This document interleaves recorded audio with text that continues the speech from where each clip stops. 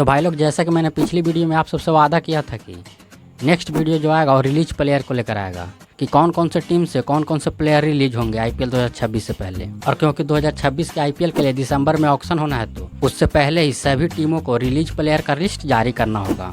और क्योंकि ऑक्शन में अब से केवल 2-3 मंथ का ही टाइम बचा है, तो सारे फ्रेंचाइजीज में तेजी से जुट गए हैं। तो सारे फ्रेंचाइजीज अभी से ही अपने ट्रेड प्लेयर और रिलीज प्लेयर का लिस्ट बनाने में लग गए हैं। और क्योंकि मैंने पिछले वीडियो में ट्रेड प्लेयर्स का लिस्ट आप लोग को बता दिया है कि कौन कौन से टीम से कौन कौन से प्लेयर ट्रेड हुए हैं और वो कौन से टीम में गए हैं, तो आप में से जो भी लोग उस वीडियो को नहीं देखे हैं, तो यहाँ पे वीडियो है, इस वीडियो को देखने के बाद उस वीडियो को जरूर से देख लीजिएगा। और बाकी अपने वादा के अनुसार इस वीडियो में रिलीज प्लेयर का लिस्ट आप लोग को बताएंगे। और क्योंकि इस बार आईपीएल 2026 के लिए मिनी ऑक्शन होना है, और इस मिनी ऑक्शन में ही टीमों ने इतने अजब अजब प्लेयर को रिलीज किए हैं कि आप जानेंगे तो आप भी हैरान हो जाएंगे कि भाई साहब इतने स्टार प्लेयर को यह टीम कैसे निकाल सकता है। और सीएसके ने तो इस चीज़ में हद ही पार कर दिया। भाई साहब वो बहुत सारे प्लेयर को रिलीज किया है इस साल। और क्योंकि सीएसके के तो आईपीएल 2026 से पहले नई टीम बनाना है, ये तो पता चलता है। लेकिन भाई साहब आरसीबी ने तो पिछले साल आईपीएल जीता है और उसने भी कुछ ऐसे प्लेयर रिलीज किए हैं कि आप जानेंगे तो आपका भी होश उड़ जाएगा। तो चलिए बिना टाइम वेस्ट किए बारी बारी से सभी टीमों का रिलीज प्लेयर को जान लेते हैं। तो सबसे पहले डीसी के रिलीज प्लेयर लिस्ट देखते हैं। डीसी के रिलीज लिस्ट में 4 प्लेयर शामिल हैं, जिसमें T Natarajan, Jake Fraser मैकगर्ग, Mohit Sharma और करुण नायर, ये 4 प्लेयर शामिल हैं जिन्हें डीसी आईपीएल 2026 से पहले रिलीज कर देगी। और अब बात करते हैं एसआरएच की। तो एसआरएच से मोहम्मद शमी, ईशान किशन और राहुल चहर, ये 3 प्लेयर इस साल रिलीज होंगे। इन तीनों प्लेयर्स को एसआरएच ने आईपीएल 2026 से पहले रिलीज कर देगी। हालांकि देखा जाए तो ये तीनों एसआरएच के मेन प्लेयर हैं, लेकिन फिर भी एसआरएच ने 2026 से पहले इन तीनों को रिलीज करने का मूड बना लिया है, क्योंकि पिछले साल की आईपीएल में इन तीनों का फॉर्म उतना ज़्यादा खास नहीं रहा था, जिसके वजह से एसआरएच इन तीनों को निकालना चाहती है। लेकिन भाई साहब ऐसा नहीं करना चाहिए था, क्योंकि इन तीनों का फॉर्म एक साल ख़राब हो सकता है, लेकिन हर साल ख़राब हो ऐसा नहीं हो सकता है। लेकिन फिर भी हमें तो बताना है, क्योंकि एसआरएच इन तीनों को रिलीज कर रही है। और सीएसके की बात करें तो मैंने पहले ही बताया कि सीएसके इस बार एकदम नई टीम बनाना चाहती है और चाहती है कि इस बार एकदम अलग ही टीम के साथ उतरा जाए। तो इसके वजह से सीएसके सबसे ज़्यादा 6 प्लेयर को रिलीज करेगी, जिसमें सचिन रविंद्र, दीपक हुडा और राहुल त्रिपाठी शामिल है। इनके साथ ही विजय शंकर, दीपक हुडा और ओवरटन, इन तीनों भी शामिल हैं। तो सीएसके इन सभी को आईपीएल 2026 से पहले रिलीज कर देगी, जो कि देखा जाए तो इतना भी सही नहीं है। मेरे हिसाब से सचिन रविंद्र और विजय शंकर, ये दोनों प्लेयर को रिलीज नहीं करना चाहिए था, इन दोनों को रिटेन करना चाहिए था, क्योंकि ये दोनों अच्छे प्लेयर हैं। हो सकता है कि पिछला सीजन इन दोनों का खराब गया हो, लेकिन आने वाला सीजन इन दोनों का अच्छा जाएगा। तो आप लोग देखिएगा, सीएसके इन दोनों को रिलीज करने के बाद पछताएगी ही। और अब एमआई के रिलीज प्लेयर का लिस्ट देखें तो एमआई भी 6 प्लेयर को रिलीज करेगा, जिसमें विल जैक्स, दीपक चहर, मुजीबुर रहमान, रॉबिन मूंज, अर्जुन तेंदुलकर और रेस टोपली, ये सब इस लिस्ट में शामिल हैं। जो कि इस लिस्ट को देखने के बाद आप लोग को हैरानी जरूर हो रही होगी। हैरानी तो ऐसे मुझे भी हो रही है, क्योंकि दीपक चहर और विल जैक्स, ये 2 ऐसे प्लेयर हैं जिन्हें रिलीज नहीं करना चाहिए था।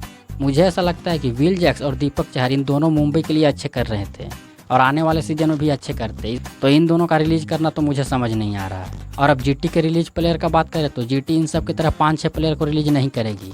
जीटी केवल 3 प्लेयर को ही रिलीज करेगी, लेकिन तीनों ऐसे प्लेयर हैं जो कि भले ही जीटी में रहकर अच्छे प्रदर्शन नहीं कर रहे हैं, लेकिन जैसे ही जीटी से बाहर जाते हैं इन तीनों का प्रदर्शन आप देख लीजिएगा। और ये तीनों जीटी का मेन प्लेयर हैं, चाहे आप कागिसो रबाडा को देख लीजिए, या राशिद खान को देख लीजिए, या फिर ग्लेन फिलिप्स को देख लीजिए। ये तीनों ऐसे प्लेयर हैं जो कि अकेले दम पर चाहे तो जीटी को मैच जिता सकते हैं, लेकिन फिर भी जीटी इन्हें आईपीएल 2026 से पहले रिलीज करने वाली है।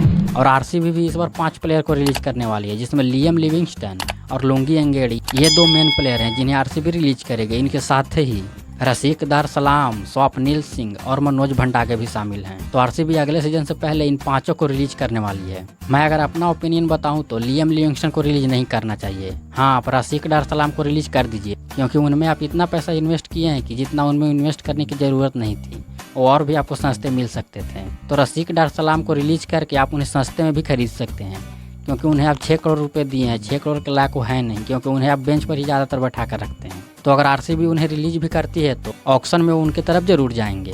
और अगर पंजाब की बात करें तो पंजाब भी 3 प्लेयर को रिलीज करेगी, जिसमें ग्लेन मैक्सवेल, मार्कस स्टोनिस और युजवेंद्र चहल, ये तीनों शामिल हैं। और मुझे पंजाब का रिलीज लिस्ट देखकर बिल्कुल भी हैरानी नहीं हो रही है, क्योंकि इन तीनों को रिलीज कर रही है, जो कि कर देना चाहिए। ये तीनों पंजाब के लिए बिल्कुल ही अच्छे नहीं कर रहे हैं, चाहे वो मार्कस स्टोनिस हो, ग्लेन मैक्सवेल हो या फिर युजवेंद्र चहल हो।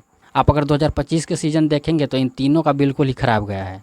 तो ऐसे में इन तीनों को रिलीज कर देने में ही फ़ायदा है। और ऐसा भी नहीं है कि ये तीनों सस्ते प्लेयर हैं, ये तीनों बहुत ही एक्सपेंसिव प्लेयर हैं, क्योंकि युजवेंद्र चहल 18 करोड़ लेकर बैठे हैं, मार्कस स्टोइनिस 11 करोड़ और वहीं ग्लेन मैक्सवेल 4 करोड़ लेकर बैठे हैं। तो इन तीनों को रिलीज करने से पंजाब के पास पर्स बहुत ही ज़्यादा बढ़ जाएंगे, जिससे ऑक्शन में भी अच्छे प्लेयर की तरफ जा सकते हैं।